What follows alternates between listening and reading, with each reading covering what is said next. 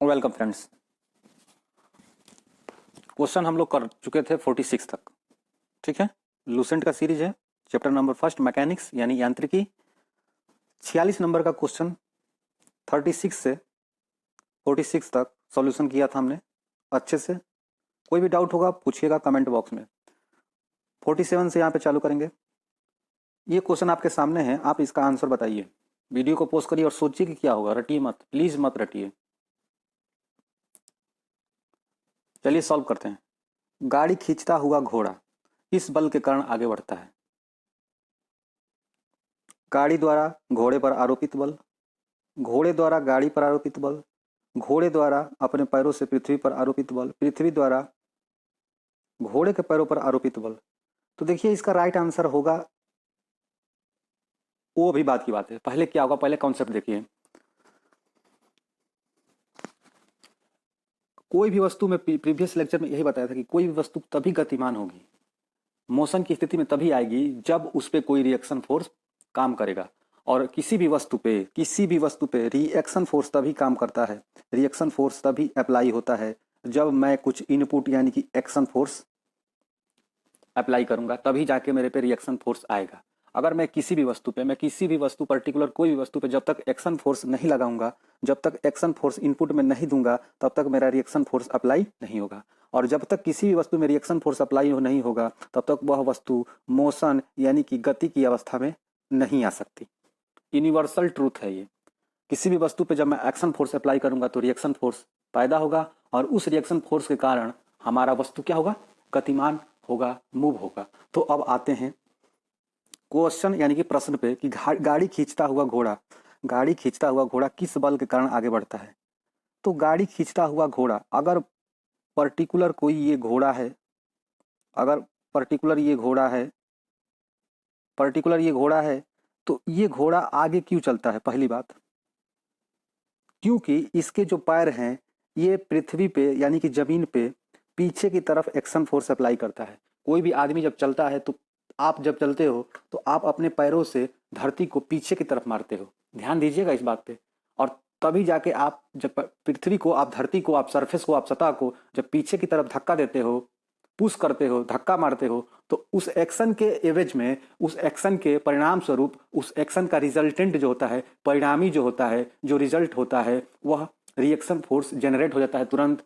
और आप सोचते हो कि आप आगे जो चलते हो तो आप सोचते हो कि मैं आगे की तरफ फोर्स अप्लाई कर रहा हूँ। ठीक वैसे ही घोड़ा अपने पैरों से जमीन को पीछे की तरफ मारता है, पीछे की तरफ मारता है, पीछे की तरफ मारता है। तो क्या होता है कि जब वो पीछे की तरफ जमीन को मारता है तो जमीन भी उसको छोड़ने वाली नहीं है। किसको? घोड़े के पैरों को। तो घोड़े के पैरों को वो रिएक्टिव फोर्स अप्लाई करती है आगे की तरफ, इसलिए घोड़ा आगे की तरफ चलता है। और जब घोड़ा आगे की तरफ चलेगा तो उसमें घोड़ा गाड़ी उसमें अटैच कर दीजिए, चाहे उसमें रथ बना दीजिए, चाहे उसमें कुछ भी बना दीजिए, वो आगे की तरफ ही मूव करेगा। तो घोड़ा पीछे की तरफ एक्शन फोर्स अप्लाई करता है, जिसके परिणाम स्वरूप वो आगे की तरफ उसको धरती यानी कि सरफेस यानी कि जमीन रिएक्शन फोर्स अप्लाई करता है। तो यहाँ पे अब आपका राइट आंसर होगा पृथ्वी द्वारा घोड़े के पैरों पर आरोपित बल से। D is correct answer. Hope आपको समझ में आ गया होगा। ये क्वेश्चन सीडीएस, एनडीए, एसआई यानी कि दारोगा विभिन्न स्टेटों के, और यूपी ट्रिपल एससी और आरआरबी जेई का फेवरेट क्वेश्चन है, ध्यान दीजिएगा। तो यहाँ पे D is correct answer, D is correct answer. घोड़ा जो था, जो घोड़े के ये दो चार पैर थे, ये पीछे की तरफ एक्शन फोर्स, पीछे की तरफ एक्शन फोर्स, पीछे की तरफ एक्शन फोर्स, पीछे की तरफ एक्शन फोर्स। ये मेरा कोई घोड़ा था, ये मेरा कोई घोड़ा था, पीछे की तरफ एक्शन फोर्स लगाया तो चार प्रकार के एक्शन फोर्स अप्लाई हुआ, जिनका रिजल्टेंट रिएक्शन फोर्स वो उसको आगे की तरफ चलायमान मूवमेंट करने के लिए उत्तरदायित्व होंगे। और इसी कारण घोड़ा आगे की तरफ चलता है, और वो समझता है कोई भी पर्टिकुलर ऑब्जेक्ट की मैं आगे की तरफ अपने एक्टिव फोर्स के कारण चल रहा हूँ। लेकिन ये संभव नहीं है, ये यूनिवर्सल ट्रूथ नहीं है। कोई भी आदमी कभी चल सकता है, वो रिएक्टिव फोर्स के परिणाम स्वरूप चल सकता है। और रिएक्टिव फोर्स कब पैदा होता है? जब एक्शन फोर्स किसी भी वस्तु पर अप्लाई करते हो आप, तब। तो यहाँ पे होप आपको समझ में आ गया होगा। D is correct answer. पृथ्वी द्वारा घोड़े के पैरों पर आरोपित बल से, पृथ्वी यानी कि सरफेस द्वारा घोड़े के पैर पर आरोपित बल से। और घोड़ा कहाँ कहाँ पे फोर्स लगा रहा था? तो घोड़ा फोर्स लगा रहा था डियर, घोड़ा जो फोर्स लगा रहा था वो धरती पे लगा रहा था, और धरती उस पे घोड़े के पैर पे रिएक्टिव फोर्स लगा रही थी, यानी कि प्रतिक्रिया बल लगा रही थी। जोर देने का कारण और इतना समय लेने का कारण, 3 मिनट 2 मिनट और 5 मिनट अगर इस क्वेश्चन पर मैं ले रहा हूँ तो उसमें कोई दिक्कत वाली बात नहीं है। ये क्वेश्चन को बार बार घुमा घुमा के पूछता है, ऑप्शन में ये चीज़ नहीं रहेगा।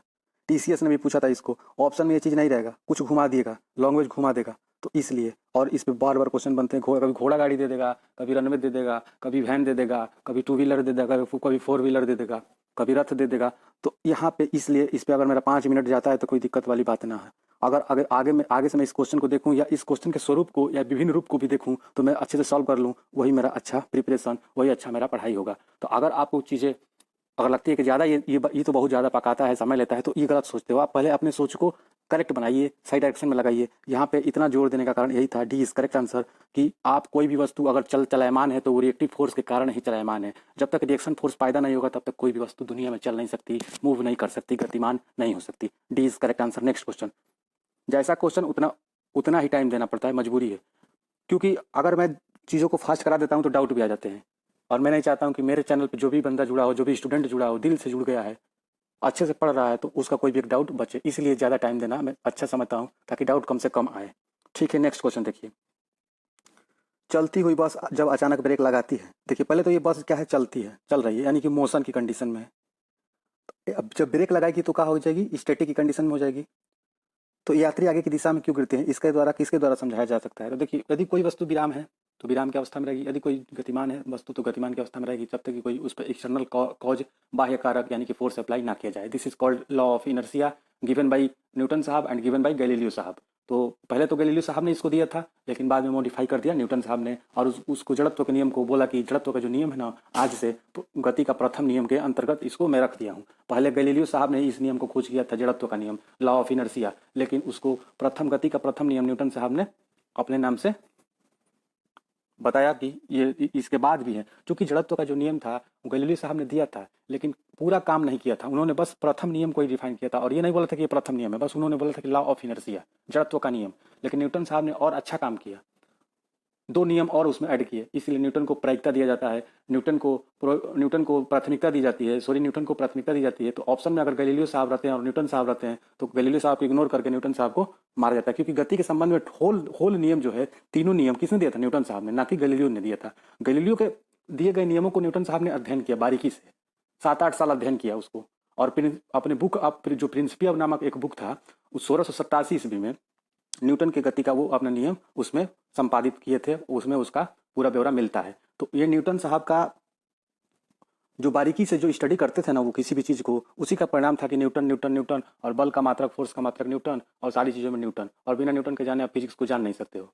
तो इसलिए ऑप्शन जो उसमें न्यूटन रहता है उसी को चूज किया जाता है कि जड़त्व का किसने खोज किया था, जड़त्व का नियम का किसने खोज किया था। ऑप्शन में गैलीलियो रहेगा तो गैलीलियो को नहीं मारा जाता है, टिक नहीं किया जाता है, इसीलिए किया जाता है किसको, न्यूटन को। ये क्वेश्चन डाउटफुल क्वेश्चन था, और ये क्वेश्चन ऑफलाइन क्लासेस में कई स्टूडेंट पूछते थे, तो इसलिए मैं सोचा कि आपको बता दूं, ताकि आपको इन फ्यूचर कोई प्रॉब्लम ना हो, कोई दिक्कत ना हो। नेक्स्ट क्वेश्चन देखिए, तो इसका क्या होगा, इसका बताइए पहले। चलते ही बस अचानक ब्रेक लगाती है तो उसमें बैठा यात्री आगे की दिशा में गिरता है, इसका क्या कारण है। तो देखिए इसका आप राइट आंसर आपको पता हो गया, न्यूटन की गति का पहला नियम, जड़त्व का नियम, ठीक है।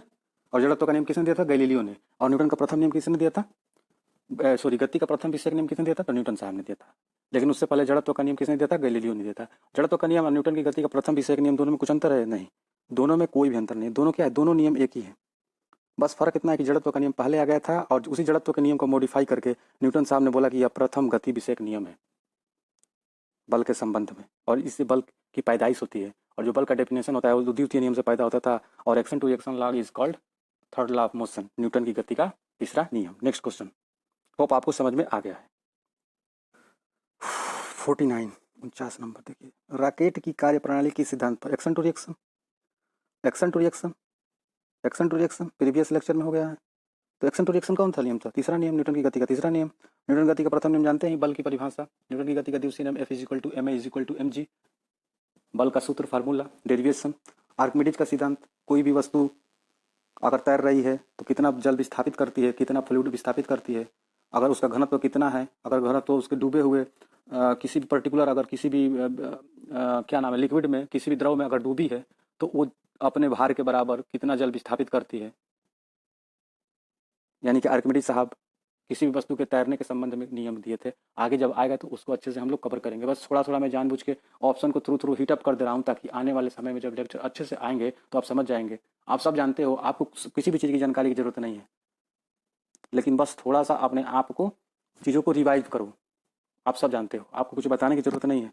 मैं जितनी बातें बोल रहा हूँ आपको नहीं पता है, प्रत्यक्ष या अप्रत्यक्ष रूप से आप सब जानते हो। नेक्स्ट क्वेश्चन देखिए। देखिए, अश्व यदि एकाएक चलना प्रारंभ करते, यानी कि जो घोड़ा था, जो हॉर्स था, वो रुका था पहले, यानी कि विश्राम की स्थिति में था, रेस्ट की पोजीशन में था। अब एकाएक क्या करेगा, वो चलना चाहेगा, तो उस पर कोई आदमी बैठा होगा, अश्वारोही जिसे बोलेंगे, तो वो क्या चलना चाहेगा? नहीं चलना चाहेगा, क्योंकि उस अश्वारोही का कुछ इस्तेमाल द्रव्यमान, उसका कुछ मास है। और जो किसी वस्तु में अगर कुछ ना कुछ कंटेंट द्रव्यमान मास होता है तो उसमें जड़त्व की प्रॉपर्टी आ जाती है, इनर्शिया की प्रॉपर्टी आ जाती है। और इनर्शिया किससे संबंधित होता है? तो आप लेक्चर देख रहे हो तो आपको सब चीज़ें याद हो गई होंगी, एकदम रट्टा हो गया होगा, दिमाग में एकदम सेट हो गया होगा। जो इनर्शिया होता है रिलेट किससे होता है, संबंधित किससे होता है? मास से। जितना अधिक द्रव्यमान उतना अधिक इनर्शिया फोर्स, जितना कम द्रव्यमान उतना कम इनर्शिया फोर्स। अगर मेरे को 50 केजी का वजन दे दिया जाए और मेरे को 2 केजी का वजन दे दिया जाए, तो 50 केजी का वजन जो होगा उसको मेरे को उठाने में, हिलाने में, चलाने में, डुलाने में मुझको ज़्यादा फोर्स अप्लाई करने पड़ेगा, ज़्यादा। तो वो 50 केजी का जो मास है, द्रव्यमान है, जो 50 केजी का वजन है, जो भी बोल लीजिए आप, 50 केजी है, तो अगर 50 केजी है तो उसमें हमको ज़्यादा, उसका कंटेंट जो है, मास जो है, द्रव्यमान है उसमें ज़्यादा है। और जब द्रव्यमान उसमें ज़्यादा है तो उसका जो जड़त्व, इनर्शिया होगा, क्या होगा? मैक्सिमम होगा कंपेयर टू 2 केजी के, 2 केजी के। ओके, तो अश्व यदि एकाएक चलना प्रारंभ कर देता है तो अश्वरोही गिरने की आशंका, क्योंकि अश्वरोही नहीं चाहता है कि चले वो, क्योंकि अश्वरोही में कुछ द्रव्यमान है। और अश्वरोही में जब द्रव्यमान है तो वो चाहता है कि मैं विश्राम करूं, मैं रेस्ट की पोजीशन में ही रहूं, क्योंकि उसके उसके पास कुछ द्रव्यमान है। तो यह किस कारण होगा? विश्राम का जड़त्व होगा कि गति का तीसरा नियम होगा कि द्रव्यमान संरक्षण का नियम होगा कि जड़त्व आगुण होगा? तो नहीं, इसका राइट आंसर आप समझ गए होंगे, विश्राम का जड़त्व होगा रेस्ट इनर्शिया। रेस्ट पोजीशन की जो इनर्शिया होगी उस पर अप्लाई होगी। वो बंदा, वो अश्वरोही नहीं चाहेगा, वो अश्व चल रहा है, ठीक है, अश्व जो घोड़ा है वो, उसने एनर्जी खत्म करना है, वो चल रहा है, लेकिन उस पर जो बैठा है वो उस घोड़े का ही अभिन्न अंग बन गया है उस समय, क्योंकि घोड़ा तो चल दिया, घोड़ा रेस्ट में था, घोड़ा चल दिया, लेकिन ये बंदा तो बैठा था ना अभी, इसने कोई एनर्जी खर्चा नहीं किया था, और इसके पास चूंकि कुछ मास था और एनर्जी खर्चा ही नहीं किया, और मास होने के कारण उसमें कुछ इनर्शिया थी, प्रॉपर्टी, जो कि एक प्रॉपर्टी, एक गुण है, एक गुणधर्म है। तो उस गुणधर्म के कारण वो अपनी स्थिति को बदलना नहीं चाहेगा, क्योंकि उसमें कुछ मास है, और जहाँ कुछ मास है ना, वहाँ जड़त्व है, वहाँ इनर्शिया एग्जिस्ट करता है, फॉलो करता है। उसी कारण वो विश्राम की पोजीशन में रहना चाहता है, लेकिन ऐसा हो नहीं पाता है। इसीलिए क्या करता है, उसको गिरने की आशंका हो जाती है, अचानक वो गिरने की आशंका हो जाती है, तो यहाँ पे विश्राम का जड़त्व होगा। और द्रव्यमान संरक्षण का नियम समझ रहे हैं कि दुनिया में, ब्रह्मांड में, ना तो द्रव्यमान को उत्पन्न किया जा सकता है, यानी कि not be created and not to be destroyed. किसी भी पर्टिकुलर यूनिवर्स में मैं द्रव्यमान को नहीं तो उत्पन्न कर सकता हूँ, नहीं तो द्रव्यमान को मैं पैदा कर सकता हूँ, न तो मैं द्रव्यमान का विनाश कर सकता हूँ, नाश कर सकता हूँ। द्रव्यमान होल यूनिवर्स, होल पूरे ब्रह्मांड में जो मेरा होल कंटेंट है, होल मेरा क्या नाम है, उसको पर्टिकुलर मास है, द्रव्यमान है, विल हमेशा क्या रहेगा, हमेशा कांस्टेंट रहेगा, अचर रहेगा, ना तो बढ़ेगा ना तो घटेगा। उसी तरह एनर्जी, ऊर्जा संरक्षण का नियम है कि ऊर्जा को ना तो उत्पन्न किया जा सकता है, नहीं तो नष्ट किया जा सकता है। Not to be created, not to be destroyed the energy in our whole universe. हमारे पूरे ब्रह्मांड में ऊर्जा को न तो कभी उत्पन्न किया जा सकता है, किसी की औकात नहीं है जो ऊर्जा को बना दे, किसी की औकात नहीं है कि वो ऊर्जा को नष्ट कर दे। हाँ, उसकी बस इतनी औकात है कि वो ऊर्जा को एक रूप से दूसरे रूप में बदल सकता है। माइक्रोफोन से ऊर्जा को बदल सकता है, वह लाउड स्पीकर लगा के ऊर्जा का रूप परिवर्तन कर सकता है, वह जनित्र यानी कि जनरेटर चला के ऊर्जा का रूप परिवर्तित कर सकता है, वह प्रकाश वोल्टेज सेल के माध्यम से ऊर्जा का रूप परिवर्तित कर सकता है, वह इलेक्ट्रिक सेल के माध्यम से ऊर्जा को परिवर्तित कर सकता है, विद्युत ऊर्जा को रासायनिक ऊर्जा में, रासायनिक ऊर्जा को विद्युत ऊर्जा में, ध्वनि ऊर्जा को प्रकाश ऊर्जा में, प्रकाश ऊर्जा को ध्वनि ऊर्जा में। तो ये सारी की सारी बस वो रूप को परिवर्तित कर सकता है, एक एनर्जी का दूसरा एनर्जी में कन्वर्जन कर सकता है, कन्वर्ट कर सकता है, रूपांतरण कर सकता है। कोई भी दुनिया में अभी तक ऐसा कोई पैदा नहीं हुआ है जो एनर्जी को बना दे और एनर्जी को नष्ट कर दे। गति का तीसरा नियम, action to reaction law, Newton third law of motion. प्रतिक्रिया के बराबर परंतु विपरीत दिशा में क्या प्रतिक्रिया होती है। यह भिन्न भिन्न वस्तु पे लगी होती है, लेकिन इसका जो मैग्नीट्यूड होता है समान होता है, और जो इसका दिशा डायरेक्शन होता है वो क्या होता है, विपरीत होता है, अपोजिट होता है। तो होप आपको समझ में आ गई होगी, सब चीज़ समझ में आपको आ रहा है अगर आप फॉलो कर रहे हैं ईमानदारी पूर्वक तो। और स्किप करेंगे, वीडियो भगाएंगे, इधर उधर करेंगे तो दिक्कत होगी समझने में। तो सीक्वेंस में चलिए, आपको समझ में आ गया होगा विश्राम का जड़त्व। और चैनल पे जो भी फ्रेंड्स नए हैं तो सब्सक्राइब कर लीजिएगा अगर आपको लगता है कि ये चैनल आपके एग्जाम के लिए बेनिफिशियल है। मेरी तरफ से, मेरी पूरी टीम की तरफ तक, पूरे तहे दिल से मेरी तरफ से और मेरी पूरी टीम की तरफ से ये चैनल आपके एग्जाम के लिए बेनिफिशियल होगा। और वीडियो को आप दोस्तों के साथ शेयर कर दिया कीजिए, जिससे उनको भी पता चले कि जो प्रॉब्लम होती थी लूसेंट को सॉल्व करने में या कोई भी एग्जाम ओरिएंटेड पेपर सॉल्व करने में, अब वो दिक्कत नहीं होगी, उनको परेशानी नहीं होगी। तो प्लीज़ शेयर कर दीजिए कि अपने जो भी क्लोज फ्रेंड हैं, जो भी आपके फ्रेंड हैं, जो भी आपके फ्रेंड सर्कल हैं, जो भी आपके मित्र हैं, दोस्त हैं, यार हैं, तो उनको शेयर कर दिया कीजिए। 51 नंबर का क्वेश्चन यानी 51 नंबर का क्वेश्चन आपके स्क्रीन पे। क्रिकेट का खिलाड़ी तेजी से आती हुई बाल को आने से हाथ को पीछे खींचता है। क्यों खींचता है? तो देखिए, जो बाल होता है इसका कुछ द्रव्यमान स्मॉल एम है कि नहीं? यस है। तो जब स्मॉल एम है तो इसमें जड़त्व होगा कि नहीं? इनर्सिया होगा कि नहीं? आप बोलेंगे यस होगा। और उस जड़त्व को, जो इनर्सिया है, वो जो बाल है जो स्पिन कर रहा है वो एयर में, तो उसमें कुछ द्रव्यमान है, तो उस द्रव्यमान के कारण उसमें जड़त्व है, इनर्सिया है। और जब वह स्पिन कर रहा है तो उसके उस समय पर वो मोशन की स्थिति में, गति की अवस्था में है, वो भी स्पिन मोशन की पोजीशन में है। तो उस स्पिन पोजीशन को मैं रेस्ट में लेके आना चाहता हूँ। तो रेस्ट में लेके आने के लिए कुछ उसके त्वरण को डिक्रीज करूंगा, यानी कि उसके एक्सेलरेशन, जो उसका त्वरण है ना, उसको मैं डिक्रीज करूंगा, यानी कि रिटार्डेशन यानी कि मंदन पैदा करने के लिए हमको कुछ टाइम चाहिए। क्योंकि rate of change of velocity is called acceleration. वेग परिवर्तन की दर को त्वरण कहते हैं। और वही वेग परिवर्तन की दर जो माइनस में आ जाए, अगर डिक्रीजिंग पॉइंट में अगर मैं ले लिया जाऊँ, डिक्रीजिंग डायरेक्शन में ले लिया जाए, तो वही मेरा जो होता है वो मंदन होता है, हमारा रिटार्डेशन होता है।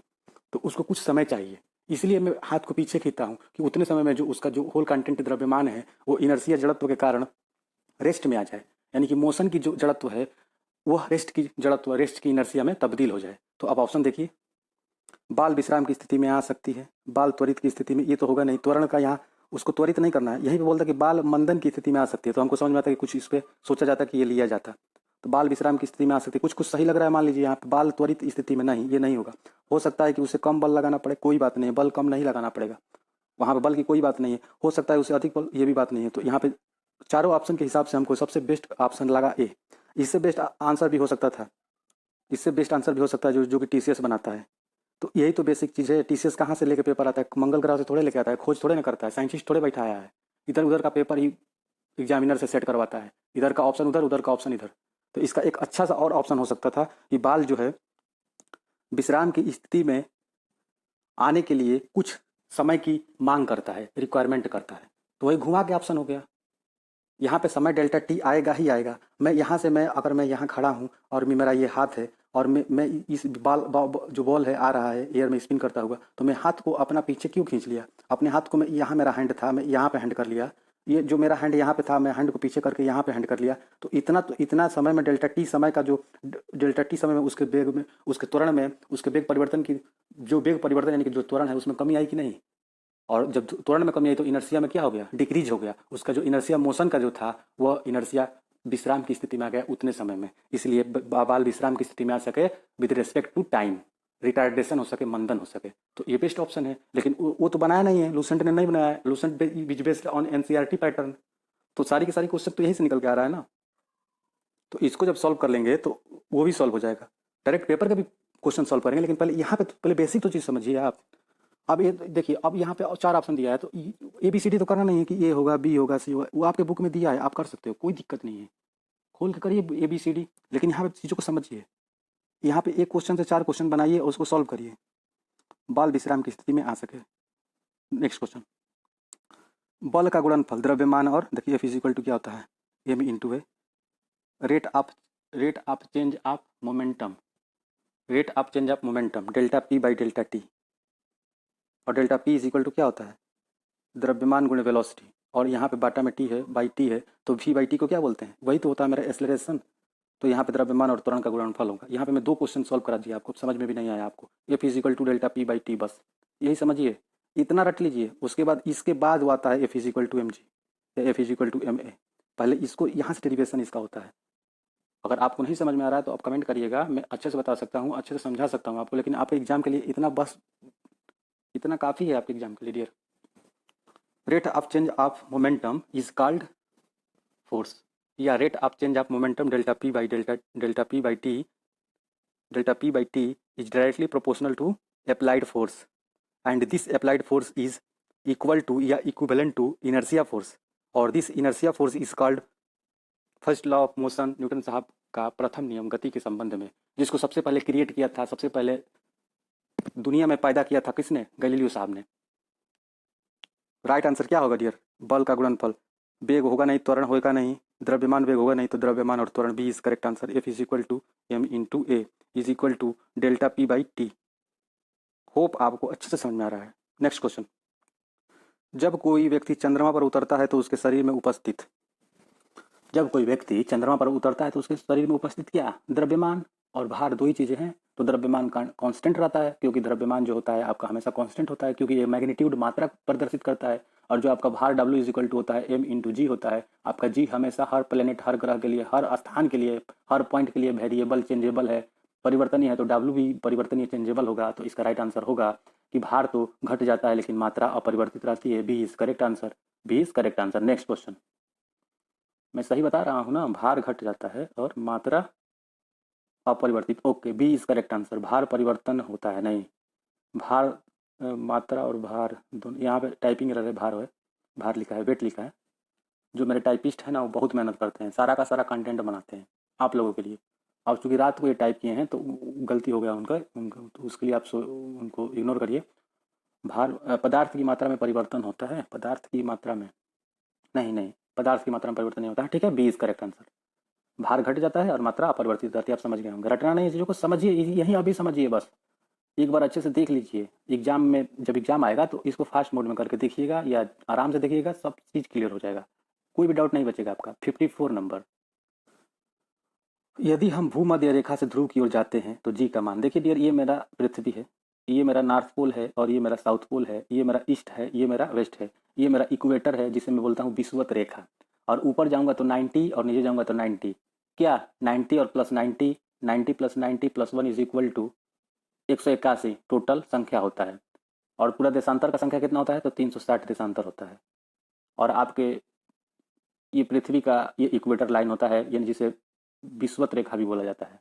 तो ऊपर जाएंगे तो जी का मान बढ़ता है, नीचे जाएंगे तब भी जी का मान बढ़ता है, यानी कि ध्रुव पे जी का मान क्या होता है, बढ़ता है।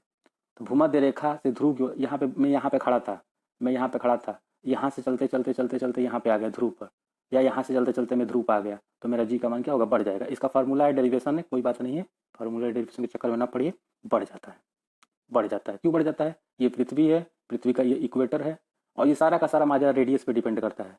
इसका पूरा डेरिवेशन है, डेरिवेशन पे मत जाइए, अभी डेरिवेशन भी हो जाएगा, लेकिन एग्जाम में कोई डेरिवेशन नहीं पूछेगा। आप बस समझिए, देखिए यहाँ पे रेडियस क्या है, मैक्सिमम है कि नहीं है, और यहाँ पे रेडियस कम है।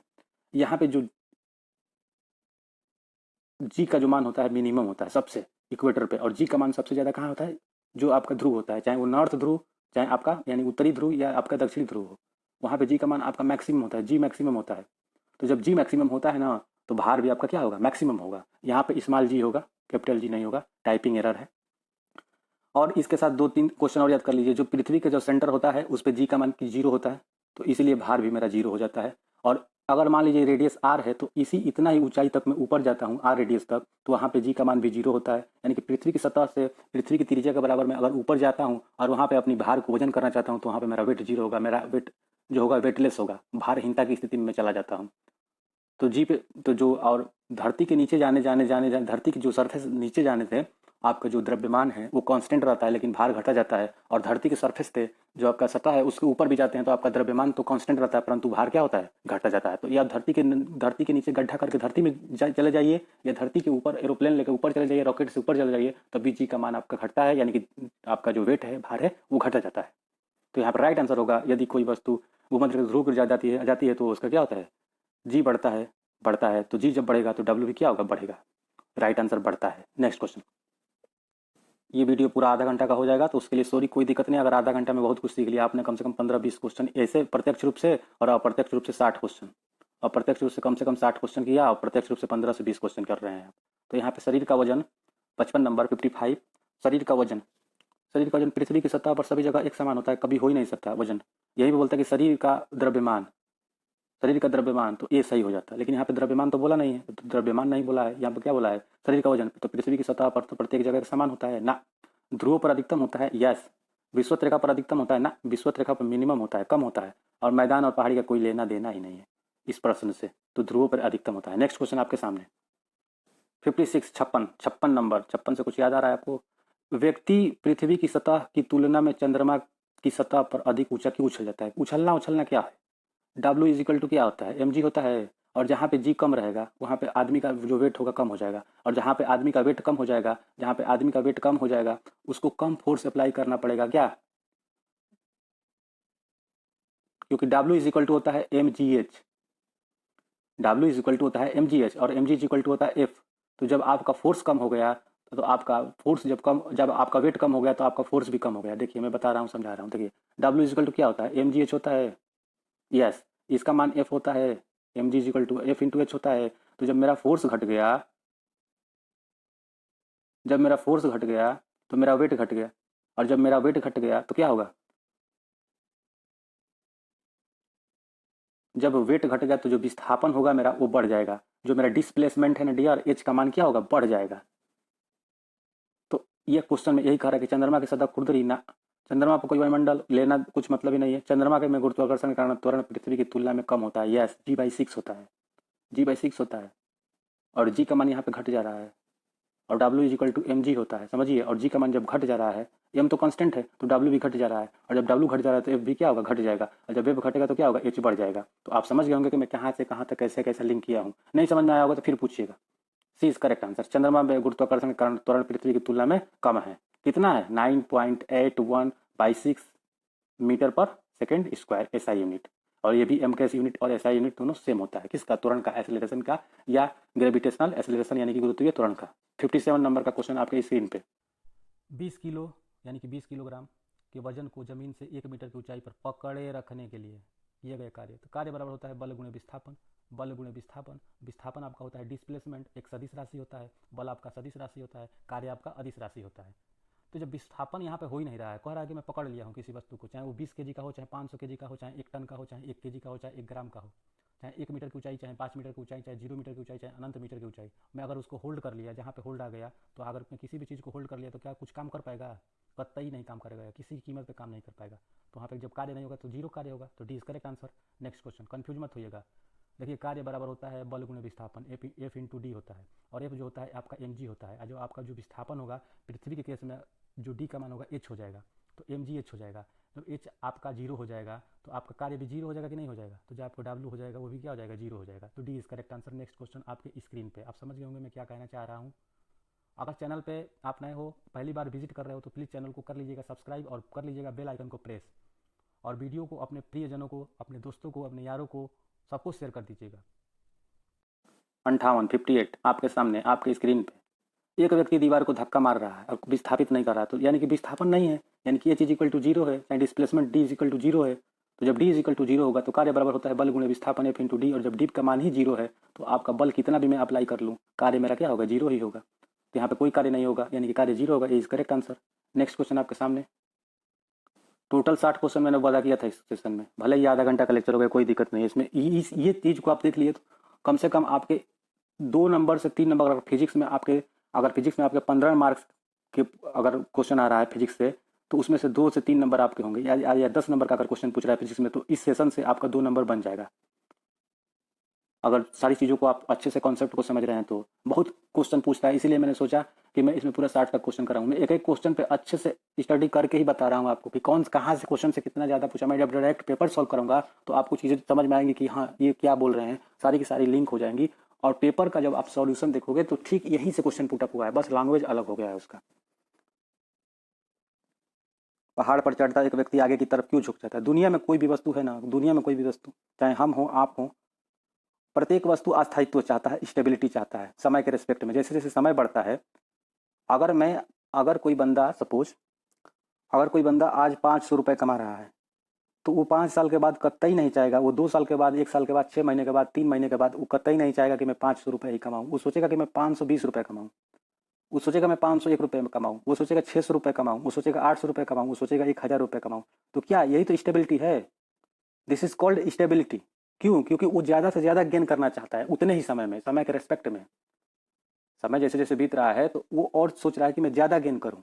किसी भी वस्तु और ब्रह्मांड में, इन आवर यूनिवर्स, कोई भी वस्तु स्टेबल की कंडीशन में ही सर्वाइव करना चाहती है। कोई भी वस्तु खुद पे डिपेंड होकर जीना चाहती है। तो पहाड़ी पर चढ़ता एक व्यक्ति, ये मेरा कोई पहाड़ी है, यहाँ पे कोई व्यक्ति जैसे जैसे चढ़ रहा है ऊंचाई बढ़ रही है कि नहीं बढ़ रही है पृथ्वी से ऊंचाई बढ़ रही है कि नहीं बढ़ रही है, तो आपका आंसर रहेगा कि यस ऊंचाई तो बढ़ रही है। जैसे जैसे ऊंचाई बढ़ेगी तो क्या होगा, उसकी जो डिमांड होगी स्टेबिलिटी बढ़ाने की वो बढ़ जाएगी, क्योंकि जो होता है mgh होता है और mgh बराबर W होता है। तो उसकी ऊंचाई जब बढ़ रही है, तो उसका कार्य भी बढ़ेगा, और जब उसका कार्य बढ़ेगा तो उसकी स्टेबिलिटी क्या होगी, उसकी स्थायित्व भी बढ़ेगी। तो आप समझ गए होंगे कि इसका राइट आंसर क्या होगा, डी इज करेक्ट आंसर। और अंतिम क्वेश्चन 60वां नंबर का क्वेश्चन है। जितने भी साथी हैं चैनल पे जुड़े हैं सभी कमेंट बॉक्स में जाएंगे और लिखेंगे जय हिंद। सभी का ये नारा होना चाहिए कमेंट बॉक्स में। जितने भी दिल से देख रहे हैं और अच्छे से चीज़ों को सीख रहे हैं सभी जाएंगे कमेंट बॉक्स में लिखेंगे जय हिंद। और कोई भी ना अगर क्वेश्चन आता है तो वो पूछेंगे, ठीक है। नेक्स्ट क्वेश्चन आपके स्क्रीन के सामने, और ये मेरा लास्ट क्वेश्चन है 60 नंबर। इसका राइट आंसर आप बताओगे कमेंट बॉक्स में, पहले बता दे रहा हूँ। जब अगला लेक्चर आएगा, अगला वीडियो आएगा, तो उसमें मैं इसको अच्छे से एक्सप्लेन करके समझा दूंगा आपको। रटिएगा मत, जो भी आपको लगे ABCD बता दीजिएगा राइट आंसर, और उसका कारण लिख दीजिएगा, कारण कोज। थोड़ा सा टाइपिंग आप भी कर लिया करो, ठीक है। और बताइएगा, इसका नेक्स्ट जब आएगा तो उसमें मैं समझाऊंगा अच्छे से। तो मिलेंगे अगले वीडियो में, अपना ध्यान रखिएगा। जय हिंद, जय भारत, एंड कीप, आप सेफ रहिए और घर पे रहिए और अच्छे से चीज़ों को सीखिए, और परेशान प्लीज़ मत होया कीजिए। सारा का सारा लेक्चर मिल जाएगा, जब मैंने वादा किया है तो उसको निभाऊंगा, ठीक है। Okay, thank you so much. जय हिंद, जय भारत।